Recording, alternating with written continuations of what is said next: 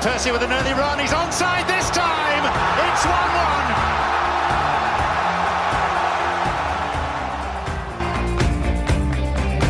Andre Schürrle, it's 7! It's Mario Götze! What a goal! What a goal to win a World Cup! I know for the most part we don't want the summer to end, but in this instance we definitely do not want the summer to end, because this summer is going to be defined from a footballing sense and maybe, just maybe, from a historical sense, depending on which country you live in, and again that applies to what I was implying before. This could be a big deal, and it already is. Let's face it, this is the best World Cup I've ever sat through, watched, this, that, on the other, and today has been no exception. We quite literally left it until the very last kick of the game. This is the Beermat World Cup podcast. We are getting to you immediately after the game with all that is good with football. And you know what? There's a lot that's good with football. We're going to start with a game that promised so much and could have promised a lot more, but sort of lived up to what you would have called pre-tournament expectations rather than sort of during tournament expectations. Brazil 2, Mexico 0. At no point did we really see what we were hoping for. There was sort of, it's like almost cat and mouse, very much so. This idea of Mexico being held off by just enough, and Brazil doing not quite what they want to do. They've never in any game have broken into this free-flowing football that we've been promised, but they're getting there. And do you know what the thing is? In every World Cup, there's a team that starts off shit, continues to be shit, carries on, gets through the group stage as being not very good, primarily shit, and as they go on, they're generally terrible. Next thing you know, they're in the final. Brazil might be that team in this tournament. And that's not to say they've not got good players, because they have got good players. And we spoke about this in the preview of the Knockout Round podcast that we did the other day.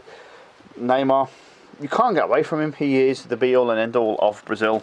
And again today, the centre of everything, both good and bad. Scores, sets up a goal, dives a lot.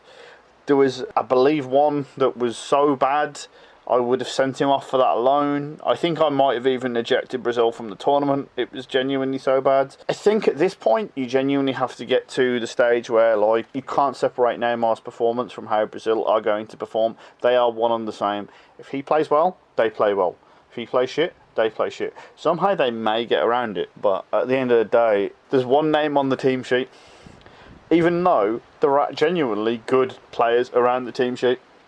Not least of all, Bobby Firmino, who manages to come on and score the goal that seals the game completely. And again, I've said this before, it should be in the first team, because you watch the first half and it's so frustrating of, like, Brazil aren't getting chance after chance after chance. And if they were, then yes, maybe Gabby Jesus should be in the first team, but they're not.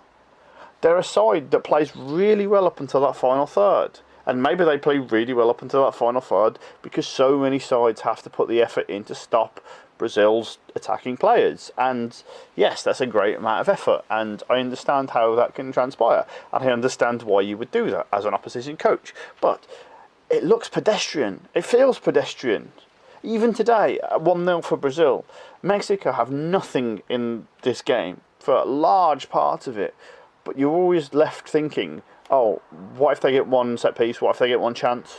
And this is the part for me, and this is the... Seeing as I'm the only one on this podcast, I might as well go all in on my own sort of personal views on football, give my own philosophy, as it were. When you're defensive, when you're literally sort of saying you're only going to score one goal, and I'm not suggesting that's Brazil's approach, I'm just saying that's the way it's playing out. But if you can only score one, then you're opening yourself up to all sorts of bullshit, because... what happens if you don't score the one first of all? What happens if the other team scores the one first? I'd rather just play football and try and score as many goals as possible. Who knew that was the aim of the game? As far as Mexico are concerned, this is very eerily similar to a game they played against Brazil in the 2014 World Cup. No one giving them much of a chance. and managing to get a draw out of the game. If this was a group stage game, they'd have come out of this with no real sort of negative attention, but it's a knockout game and Brazil knocked you out. I feel like this could be a common thread from now on in. The idea that Brazil don't play necessarily great but knock someone out, because let's face it, they'll be doing it all tournament. And when you consider who they've got to play, when you consider what the run is and when you consider what the team is, you've got two choices really. They're either going to continue knocking teams out without playing well, or somehow, some way, one of their really, really good players is going to suddenly turn up. Either way, that's great for Brazil. Next up, Belgium, Japan. A very, in isolation, straightforward game that turned into a very unorthodox, I believe is the right word. Wow, what a second half. I mean, this tournament has been filled with entertaining games, and also in and of itself, entertaining second halves. But have we had a better 45 minutes? I'm not sure we have. And this is why it's so exciting. This is why this tournament has captured the hearts and minds of so many people. This is why I'm so hype. I'm so hyped for this tournament. We're in the round of 16, and I feel like I've literally snorted pure football and the prospect of more to come. I'm jonesing. I am actually jonesing for more football.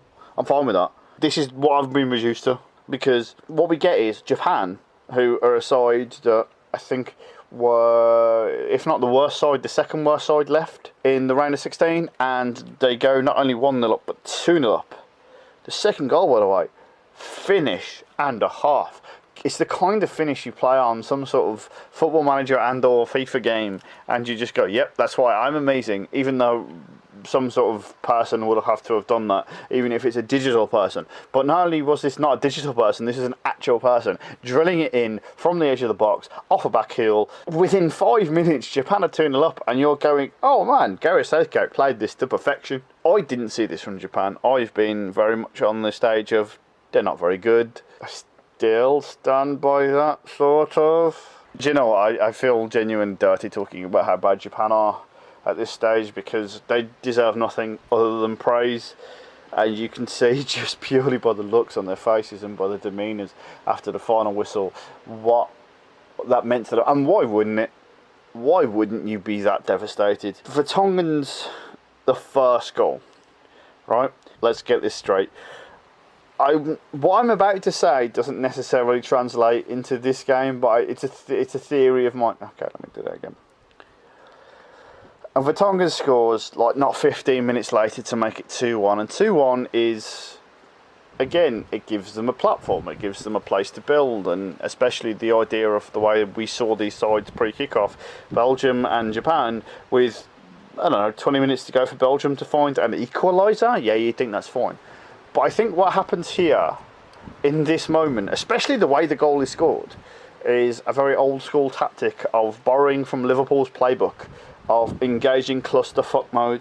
And what I mean in that regard is small teams and big teams, you can bridge the gap. Small teams can bridge the gap between big teams regardless of quality. We know this, right?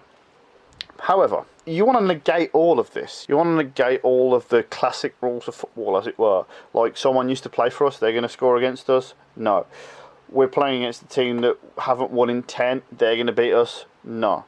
We're going to go on an unbeaten run of 15 against a side that's unbeaten in 20. We're going to beat them.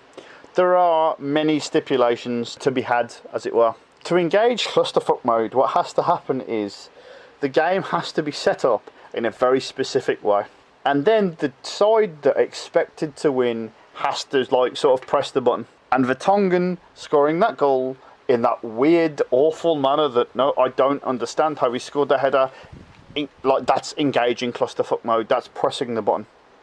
He set it up. He decided that, like, clusterfuck mode needs to happen. And then Fellaini, Jesus Christ, like, even if this goes to extra time, I'm not giving Martinez credit. I'm slagging off Martinez because Martinez has somehow managed to transform Belgium, who are probably player for player one of the top 5 sides in the world, to Wigan, which ironically enough is what he's done every single managerial post he's ever had. Even before he was at Wigan, he was turning teams into Wigan, but we just didn't know it was Wigan yet. And Fellaini obviously gets the equaliser, and then obviously the game's set up Japan had chances. You always felt, though, that the tide was only ever going to go one way. In much the same way that Spain-Russia yesterday. If it goes to penalties, Russia are going to win. If this goes to penalties, Japan are going to win. But was it ever likely to get to penalties? That last break, that last moment, that winner. It's a goal you can call, and I did call, at least, 3 passes beforehand, 20 seconds beforehand. It's one of these goals you see coming in the future, well before it's even stuck in the back of the net.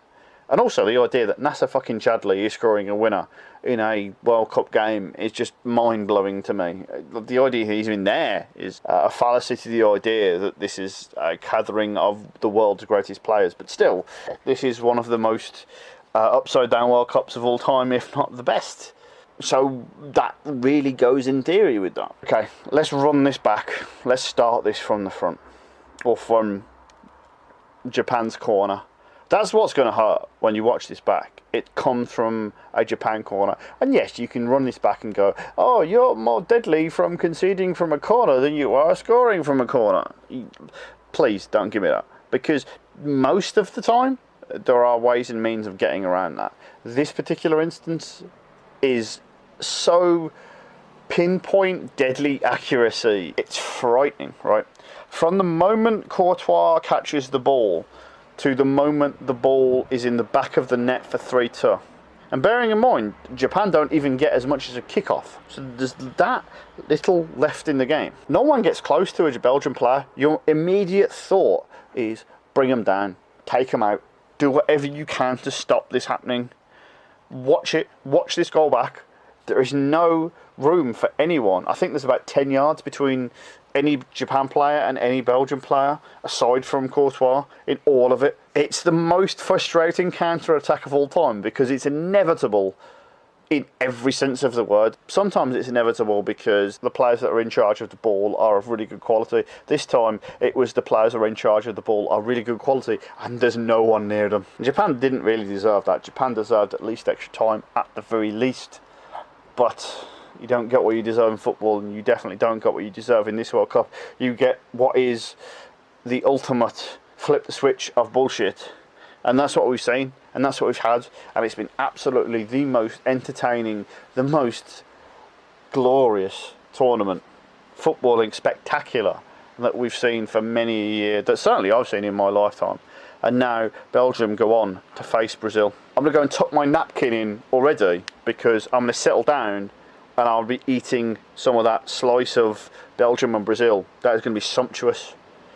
What we get tomorrow, just to sort of lower the tone, as it were, is a Switzerland and Sweden game that, aside from the respective peoples of those nations, don't necessarily care about. And then, oh yeah, there's a small deal. It's not a big deal. It's really not a big deal. It's just England in a World Cup second round with a potential quarter-final online. I suspect tomorrow might have some talking points. We'll catch you then.